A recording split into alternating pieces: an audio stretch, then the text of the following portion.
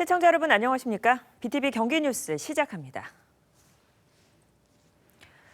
요즘 수원시는 연쇄 성폭행범의 전입으로 몸살을 앓고 있습니다.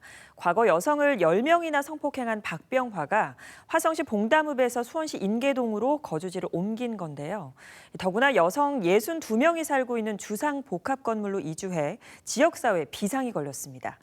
오늘은 반복되고 있는 강력 성범죄자 거주지 문제를 자세히 짚어보도록 하겠습니다. 먼저 불안감으로 들썩이고 있는 수원시의 상황 살펴보겠습니다. 이재호 기자의 보도입니다. 수원시청역 앞에 등장한 커다란 초소입니다.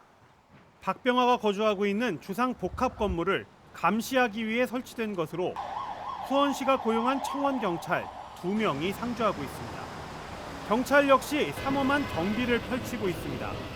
경찰차 2대가 24시간 박병화의 집 주변에 대기하고 있고 특별 기동대를 편성해 순찰도 강화하고 있습니다. 수원시와 경찰은 가능한 모든 방법을 총동원해 시민들의 불안을 해소하겠다고 밝혔습니다. 이 거주지가 대형마트이고 지하철 인근이며 상업시설이 밀집된 지역이기 때문에 유동인구가 굉장히 많습니다. 시민들이 굉장히 불안해하고 있는데요. 경찰과 보호관찰소 등과 공조하고 신속히 대응 계획을 마련해 추진할 예정입니다. 하지만 박병화와 같은 건물에 살고 있는 시민들은 여전히 불안감을 호소하고 있습니다. 초소가 설치되고 순찰이 강화됐지만 건물 외부를 감시하는 것에 그치고 있기 때문입니다. 주민들은 복도나 엘리베이터에서 박병화를 만날까 두렵다며 이사를 고민하고 있다고 입을 모았습니다. 현재 박병화가 거주하고 있는 주상 복합 건물엔 여성 62명이 거주하고 있습니다. 이분이 나쁜 맘 먹고 범죄를 저지른다면 저지르고 나서 오시는 상황밖에 안 되는 거잖아요. 막지를 아예 못하니까 범죄를. 그러니까 완벽히 저희들은 사는 입장에서는 마음에 들진 않죠. 연쇄 성폭행범의 이주로 여러 사람이 피해를 보고 있는 상황에 대해 분노하는 시민들도 나타났습니다. 특히 강력 성범죄자의 거주지를 제한하는 법안을 결국 처리하지 않은 21대 국회를 비판하는 목소리가 터져나왔습니다. 거주지를 제한하는 법이 빨리 통과되었으면 이런 일이 안 생겼을 것 같은데 빨리 개선되었으면 좋겠어요. 과거 수원 남부 지역을 돌며 여성 10명을 성폭행한 박병화는 교도소에서 15년간 복역한 강력 성범죄자입니다. 졸지의 연쇄 성폭행범과 이웃이 돼버린 주민들은 행여나 박병화와 마주칠까 마음을 졸이며 하루하루를 보내고 있습니다. BTV 뉴스 이재호입니다. 네, 이 박병화는 수원시 인계동으로 오기 전 1년 6개월간 화성시 봉담읍에 거주했습니다. 혼자 사는 여대생들이 많은 대학가 원룸촌에 방을 얻어 화성에서도 난리가 났었는데요. 박병화의 이웃으로 살았던 봉담읍 주민들의 삶은 어땠을까요? 봉담읍 주민들의 이야기를 박희분 기자가 들어봤습니다. 연쇄 성폭행범 박병화는 징역 15년을 선고받고 지난 2022년 10월 31일 만기 출소했습니다. 출소 당시 박 씨가 어디에 거주하게 될지가 최대 이슈였는데요. 논란 속에 박병화는 구속 전에 살았던 수원시가 아닌 박 씨의 부모 집과 가까운 이곳 화성시 봉담읍의 원룸촌으로 살 곳을 정했습니다. 바로 여기입니다. 박 씨는 출소한 날부터 최근까지 약 1년 반 정도를 이곳에서 지냈는데요. 인근 주민들의 불안감이 커지자 화성시는 박 씨의 거주지가 바라보이는 이 주차장 한켠에 감시 초소를 설치했습니다. 박병화가 떠난 지금은 철수됐지만 무려 1년 반 동안 매일매일 20명 이상의 인력이 투입돼 박 씨를 감시해왔습니다. 한 20여 명 정도 관계기관들, 파출소라든가 민간 기동 순찰 대원들 해가지고서 매일 그렇게 투입된 것 같습니다. 저희가 볼 때는. 이렇게 방범을 강화해도 박병화가 머물었던 동안 마을 주민들은 단 하루도 안심할 수가 없었습니다. 박병화가 거주했던 이 빌라에서 반경 500m 이내에는 대학교와 초등학교, 유치원도 있습니다. 불안한 주민들은 마음 놓고 집 밖을 돌아다니기가 무서웠고 어린 자녀를 둔 가정은 부모들이 등 하굣길마다 아이들을 데려다주고 또 데려와야 했습니다.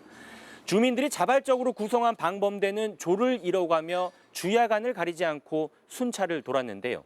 방범대장에게 당시 상황에 대한 이야기를 들어봤습니다. 우선은 원룸촌들이 가로등도 없고 그리고 골목골목 그 위험을 도사리고 있는다 보니까 아무래도 언제 어떻게 어느 방향으로 나와서 혹시나 15년간 그 옥살이 하고 나왔을 때는 자기 충족을 또 어떤 식으로 아무래도 약을 먹고 뭘 해도 그 충족을 어떻게 해소할까 그때 당시에는 저희도 방법이 없었던 것 같아요.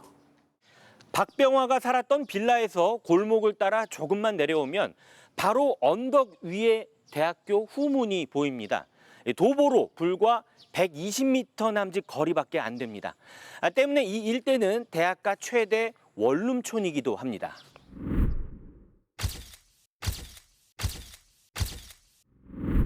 보시는 것처럼 거리에는 학생 거주를 위한 원룸 건물이 대부분입니다. 박병화가 살았던 집의 주인도 박 씨의 전입을 그 당시에 알 수가 없었습니다. 박 씨의 어머니가 계약하러 왔기 때문이죠. 박병화가 전입 온 이후 해당 원룸 건물에서 여성 임차인들은 모두 떠났고 이 주변 원룸촌에 거주하던 학생들도 앞다퉈서 방을 뺐다고 합니다. 이 일대는 그야말로 아무도 살고 싶어 하지 않는 동네가 돼버린 것입니다. 지난 한 해 동안에는 학기가 시작해도 부동산 계약이 거의 이루어지지 않았을 정도였습니다. 많이 나갔어요. 여기서도 많이 나갔댔어요. 저 앞집에서도 우리가 소개해달라는데 이거 어떻게 집을 소개해 주겠어요. 이런 정도에서 소개를 못 하잖아요. 그래서 대부분 많이 나갔어요. 갈거. 박병화가 전입 오고 나서 수개월 동안 거의 매일 이곳에서는 주민들의 집회가 이어졌습니다. 박 씨의 퇴거를 촉구하는 목소리를 냈던 것이죠. 갑작스럽게 동네에 거주하게 된 성범죄자의 퇴거를 외치는 집회. 주민들 입장에서는 불안한 마음에 어쩔 수 없는 선택이었지만 또 한편으로는 이 집회 때문에 만만치 않은 피해를 보기도 했습니다. 근처에서도 시리 맡은 분들이 막 소리쳐 자다가 깨나가고 그래 엄청 힘들었어요. 그래서 논사할 때는 진짜 김에 자지 못해갖고 근데 병원까지 갔어요. 병원 갈까 병원에서 병원에서 말하는 게 피가 꽉 물렸다고. 박병화는 이제 이 마을을 떠났지만 박 씨가 거주했던 빌라 인근에는 아직도 경찰 초소가 그대로 설치돼 있습니다. 주민들의 불안함은 박 씨가 떠나도 쉽게 사그라들지 않고 있기 때문이겠죠. 학생들이 붐벼야 할 원룸촌은 여전히 보시는 것처럼 한산하기만 합니다. 바뀐 건 있습니다. 성범죄자의 이동을 감시하기 위한 방범용 CCTV가 이 마을 곳곳에 설치된 부분입니다. 성범죄자 한 명이 1년 반을 이 마을에 거주하게 되면서 이곳은 그야말로 초토화가 됐습니다. 박병화는 떠났지만 그가 거주하는 동안 주민들이 겪어야 했던 불안감은 아직도 치유되지 않고 있는 듯합니다. 올해도 거주 제한 검토가 필요한 고위험 성폭력 범죄자 59명이 출소합니다. 앞으로도 반복될 수밖에 없는 성범죄자 거주지 문제, 우리 사회가 더 깊게 고민해야 하는 과제가 되고 있습니다. BTV 뉴스 박희붕입니다. 네, 그러면 이번에는 4년째 강력 성범죄자가 거주하고 있는 안산시 와동의 상황 살펴보겠습니다. 와동에는 아동 성폭행범 조두순이 살고 있는데요. 최근 조두순은 거주지를 무단 이탈한 혐의로 구치소에 수감돼 있습니다. 조 씨의 구속으로 잠시나마 안정을 찾았지만 곧 나올 것이라는 소식에 한편으로는 불안해하고 있는 마을 분위기를 이재문 기자가 취재했습니다. 지난 2020년 12월 12일 아동 성폭행범 조두순이 출소와 동시에 범행을 저질렀던 안산으로 돌아왔습니다. 주민들은 크게 반발했지만 막을 수 없었습니다. 이후 경찰은 조두순의 집 앞에 초소를 세우고 24시간 감시에 들어갔습니다. 안산시도 시민들의 불안을 감안해 초소를 세우고 청원경찰을 채용해 24시간 동태를 살폈습니다. 경찰과 청원경찰이 마을을 상시 순찰하며 긴장감이 감돌았던 안산시 와동. 그런데 경찰과 청원경찰의 모습은 어느 순간 자취를 감췄습니다. 마을에 있는 2개의 초소도 텅 비었습니다. 조두순은 지금 이 마을에 살고 있지 않습니다. 지난해 12월 4일 밤 9시 5분쯤 야간 외출 금지 명령을 어기고 집 앞에 나갔다가 재판에 넘겨져 1심 법원에서 징역 3개월을 선고받고 구속됐기 때문입니다. 조두순이 수감된 이후 외출에 나서는 주민들이 부쩍 늘었고 마을은 안정을 찾은 모습입니다. 지금 일단 동네 없는 거잖아요. 예. 그럼 마음이 어떠세요? 마음이요? 배고 속이 시원하죠. 이런 게 있으니까 운동도 마음대로 못 가야죠. 경찰들하고 뭐 덮으시고. 지금은 뭐 그 사람 가고는 그 경찰도 없고 뭐 동네가 조용하죠. 살만하세요 이제? 아 지금은 그냥 그래요. 근데 아이 뭐 그 사람이라고 뭐 동네 나와서 막 저거 하고 그러겠어요. 근데 이제 아이들이 있는 집은 불안하죠. 조두순이 이 마을에 사는 동안 동네는 말 그대로 폭탄을 맞았습니다. 아동 성폭력범이 산다는 소식에 어린이집 2곳이 문을 닫고 말았습니다. 어린이집은 철거됐고 그 자리에는 다세대 주택이 지어지고 있습니다. 유치원도 없어졌지.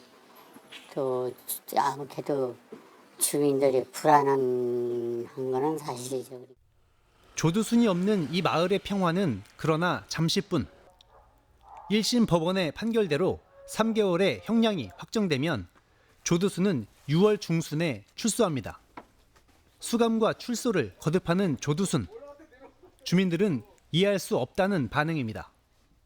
없으니까 좀 낮은 것 같죠. 애들도 학생들도 잘 돌아다니고. 그러니까 우리 시민들 맘에는 그런 데 있는 게 편한 것 같은데 그 왜 법이 그렇게 하는지 모르겠어요.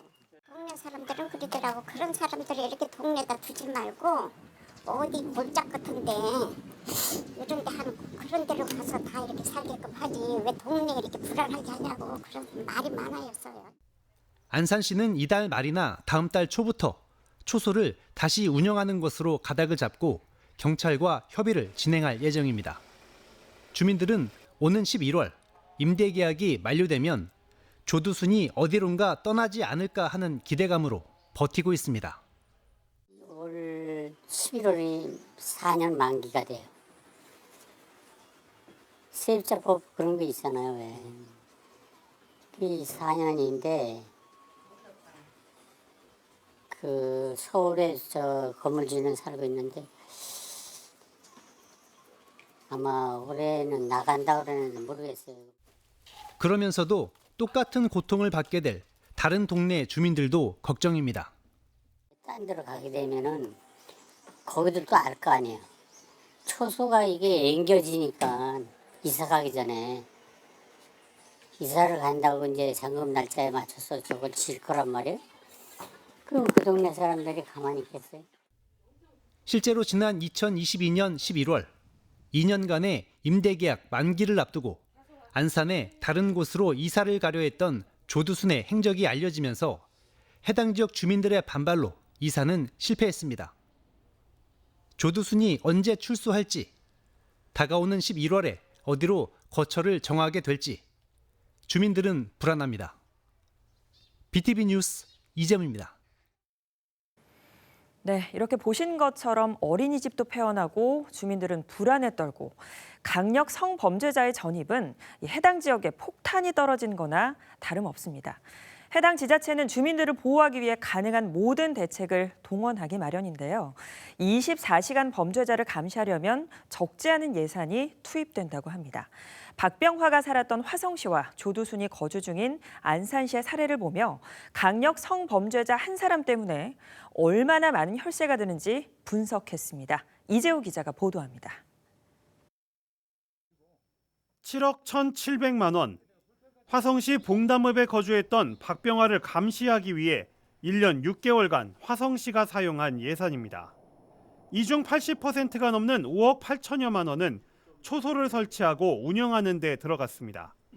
화성시는 안전지킴이 10명을 고용해 초소에서 24시간 박병화를 감시하게 했는데 이들에겐 월 3천만 원에 달하는 인건비가 지급됐습니다. CCTV 설치에도 적지 않은 예산이 사용됐습니다. 박병화가 봉담읍에 거주한 후부터 집 주변과 골목 구석구석엔 CCTV 32대가 설치됐고 여기엔 화성시 예산 1억 원이 투입됐습니다. 이 밖에도 호신용품 2,300여 개를 구매해 봉담읍 주민들에게 지급하는 등 박병화 한 사람의 거주로 화성시는 수억 원의 혈세를 써야 했습니다. 성범죄자의 그 높은 재범률을 감안하면 보다 근본적인 해결 방안이 필요할 것 같아요. 일단 강력 성범죄자 거주 문제가 특정 지역 사안의 문제가 아니고 또 다른 지역에서도 계속 발생하는 거기 때문에 이런 큰 사회적 문제 같은 경우는 성범죄자 주거지 제한 등의 법안 개정이 조속히 이루어져야 할 것이라고 봅니다. 조두순이 살고 있는 안산시의 사정도 마찬가지입니다. 안산시도 청원경찰 8명을 고용해 24시간 초소를 운영하고 있는데 1인당 연 5천만 원씩 매년 인건비로만 4억 원을 쓰고 있습니다. 조두순이 4년째 안산에 거주 중인 걸 감안하면 10수억 원의 혈세가 조두순 한 사람 감시에 사용된 겁니다. 결국 강력 성범죄자의 거주로 인한 부담을 해당 지자체가 고스란히 떠안고 있는 상황. 때문에 지자체들은 성범죄자 거주지를 결정하는 과정에 지자체를 참여하게 해달라고 요구하고 있습니다. 지자체에서는 사전에 아무런 정보를 받을 수 없습니다. 그래서 시민들이 더 불안해합니다. 범죄자 출소 시에 거주지를 판단하는 보호관찰 사무라는 게 있는데요. 이 심사위원회에 지자체가 참여해야 정보도 받고 또 강력 항의도 할 수 있는데 지자체 참여가 현재 없습니다. 박병화가 수원으로 거주지를 옮기면서 이제는 수원시가 화성과 안산의 전철을 밟게 됐습니다. 강력 성범죄자가 이주할 때마다 주민 불안을 해소하기 위해 매년 수억 원의 지자체 예산을 써야만 하는 건지 깊은 고민과 개선이 필요해 보입니다. BTV 뉴스 이재우입니다. 네, 이렇게 조두순, 박병화의 출소 후에 성범죄자 거주지 문제가 불거지면서 정치권에서는 강력 성범죄자의 거주지를 제한하자는 논의가 이어졌습니다. 하지만 관련 법안은 국회 문턱을 넘지 못하고 있는데요. 도대체 어떤 이유로 성범죄자 거주지 제한이 미뤄지고 있는 걸까요? 자세한 내용 김효승 기자가 정리했습니다. 형기를 마친 고위험 성범죄자들이 출소해서 지속적으로 사회로 돌아오고 있는 것에 대한 국민 불안을 줄여드리는 조치는 필요합니다. 국가 관리를 강화해서 국민들께서 더욱 안심하실 수 있도록 국가 등이 운영하는 시설로 이들의 거주지를 지정하는. 지난해 10월 한동훈 당시 법무부 장관의 발표 영상입니다. 당시 법무부는 고위험 성범죄자 거주지 제한법, 이른바 한국형 제시카법을 입법 예고했습니다. 이 법안에서 말하는 고위험 성범죄자는 13세 미만의 아동을 대상으로 하거나 3회 이상의 성폭력 범죄를 저지른 전자감독 대상자, 다시 말해 전자발찌 착용자죠. 이런 성범죄로 10년 이상의 선고형을 받은 이를 뜻합니다. 법안의 주요 내용도 살펴보죠. 고위험 성범죄자의 거주지를 국가 운영시설로 제한할 수 있도록 하고 성충동 약물치료 청구 특례를 마련하는 걸 골자로 하고 있습니다. 법무부에 따르면 현재 전자감독 대상자 가운데 고위험 성폭력 범죄자로 분류된 인원은 300명이 넘습니다. 올해와 내년엔 각각 59명씩 118명이 출소할 예정인데요. 한국형 제시카법 법안은 올해 초 국무회의를 거쳐서 국회에 제출됐습니다. 하지만 현재 국회 법제사법위원회 소위원회, 문턱도 넘지 못한 채 폐기 수순을 밟고 있는데요. 헌법상 보장된 거주 이전의 자유를 과도하게 침해해 위헌 소지가 있다는 지적 때문입니다. 헌법에 보장된 거주 이전의 자유라는 개인의 기본권을 제한하는 내용의 법률안 아니겠습니까? 그러니까 헌법 위반이 될 수도 있다. 이런 우려 때문에 국회에서 이 법의 제정을 좀 꺼려하지. 21대 국회가 오는 29일까지 운영되는 만큼 이번에 본회의를 거치지 못하면 한국형 제시카법은 자동 폐기됩니다. 지난 20대 국회에서도 성범죄자의 주거지를 제한하는 법률이 상정됐지만 국회 문턱을 넘지 못한 바 있는데요. 다음 달 시작되는 22대 국회에서 이 법안이 또다시 논의될지 여부에도 관심이 쏠립니다. 출소 후 개인에 대한 부분을 어떻게 관리 감독하고 동선 및 이런 부분들을 어떻게 관리해 나갈 것인가에 대한 좀 더 체계적인 대응들을 법률적인 방향에서 결정해 나가는 게 필요할 것 같습니다. 거주지 제한에 더해 형량을 비롯한 제도 논의 또한 필요하다는 제언도 나오고 있습니다.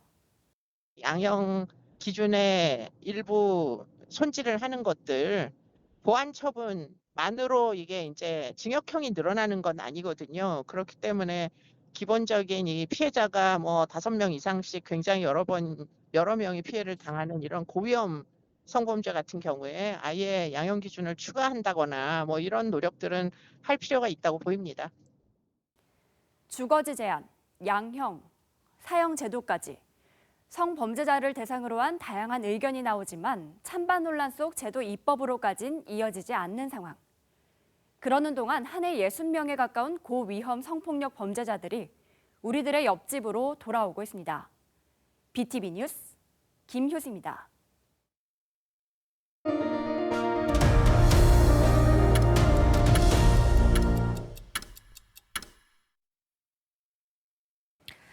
네, 강력 성범죄자 거주지 문제 살펴보고 있습니다.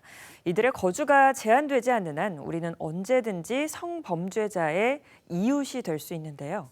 내 옆집에 박병화나 조두순이 이주해 온다면 상상만 해도 끔찍합니다. 매년 60명씩 강력 성범죄자가 출소하고 있는데 이들의 거주지 제한에 대해 언제까지 대책 없이 찬반 논란만 벌여야 하는 걸까요? 관련해서 자세한 이야기 이재우 기자와 나눠보겠습니다. 어서 오십시오. 네.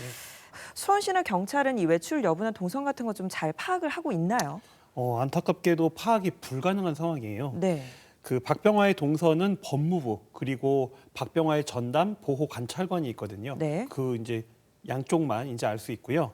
이 수원시와 경찰이 그 정보를 좀 공유해달라. 박병화가 외출하면 외출을 했다. 네. 이런 걸 좀 공유해달라고 했는데 법무부 측은 어쨌든 박병화의 어떤 개인의 어떤 사생활을 너무 침해하는 거기 때문에 그것은 불가능하다. 사생활 보호 때문에. 네, 예. 네. 그렇게 지금 얘기를 해서 그 동선은 지금 알려주지 않고 있어요. 문제는 박병화가 현재 살고 있는 거주지와 화성시 봉담읍대의 상황이 굉장히 다르다는 거거든요. 네. 그 봉담읍에 살 때는 저층 다가구주택이었습니다. 그러니까 박병화가 불을 켜고 문을 열고 나오고 외출을 하고 이게 초소에 앉아서 보면은 다 보이는 구조였어요. 그러니까 상대적으로 감시가 좀 용이했던 구조였네요. 근데 지금 사는 곳은 고층 건물이거든요. 네. 그러니까 박병화가 집에서 나와서 엘리베이터를 타고 지하 주차장으로 내려가 가지고 차를 타고 만약에 이동을 했다. 근데 이런 거에 대한 통보를 전혀 못 받았다면 네. 밖에서 보고 있어 봐야 박병화가 나갔는지 안 나갔는지 알 수 있는 그 방법이 없는 거거든요. 그러니까 1층 밖에 초소가 있어도 거의 감시가 안 그럼요. 되는 네. 상황인 거잖아요. 그러니까 초소에 지금 뭐 그 감시자가 앉아 있고 경찰들이 순찰을 돌고 있지만 네. 박병화가 언제 나갔는지 이런 거 저 지금 전혀 모르고 있는 거거든요. 그러니까 지하 주차장으로 나갈 수 있는 네. 구조기 때문에. 네. 네. 그래서 무용지물이 아닌가 현재 그 상황이 지금 그렇게 보고 있습니다. 그러니까 거주지 제한도 안 되고 있고 동선 공유도 안 되고 있고 당연히 주민들은 불안에 떨 수밖에 없을 텐데 그러니까 너무 범죄자의 인권, 사생활 보호만 강조되고 있는 거 아닌가 하는 생각이 좀 들거든요. 맞아요. 근데 법무부는 징역을 살고 만기를 출소를 했다. 네. 이런 사람들은 이제 그 더 이상 범죄자로 보지 않거든요. 네. 예. 죄값을 다 치렀기 때문에 박병화도 조두순도 우리와 같은 시민인 거예요. 그들의 눈에는. 아, 네. 그리고 그렇기 때문에 이들의 거주지를 제한하고 뭐 동선을 공개하고 이거는 굉장한 사생활 침해고 인권을 침해하는 거다. 이렇게 이제 여기거든요. 근데 방금 이제 기사들 쭉 보셨잖아요. 네. 이 강력 성범죄자 한 명이 거주를 하기 시작하면 그 인근의 동네, 그 주변 그 지역은 다 초토화가 됩니다. 네, 그렇죠. 예, 그러니까 이 한 사람, 범죄자 한 사람의 인권을 지키기 위해서 여러 사람들이 이렇게 피해를 봐야 되는 것. 이게 참 옳은 걸까라는 의문이 이제 취재하는 내내 들었었거든요. 네. 더 이상 이런 일이 좀 반복되지 않도록 강력 성범죄자의 거주지 제한이 하루빨리 좀 시행됐으면 하는 그런 바람입니다. 네. 오늘 이야기는 여기까지 듣겠습니다. 이재우 기자 수고 많으셨습니다. 네. 네, 뉴스 마칠 시간입니다. 오늘은 강력 성범죄자 거주지 제한에 대한 심층 보도 해드렸는데요. 자, 인권, 인간이라면 누구나 가지는 기본적인 권리지만 여성 10명을 성폭행하고 만 8세 아이를 성폭행한 자들의 인권의 잣대는 보통 사람들과는 달라야 하지 않을까요? 이들의 인권이 보호받는 동안 누군가는 불안감의 길거리를 다녀야 하고 이들을 감시하기 위해 수많은 인력도 낭비되고 있습니다. 이상으로 BTV 경기뉴스 마칩니다. 고맙습니다.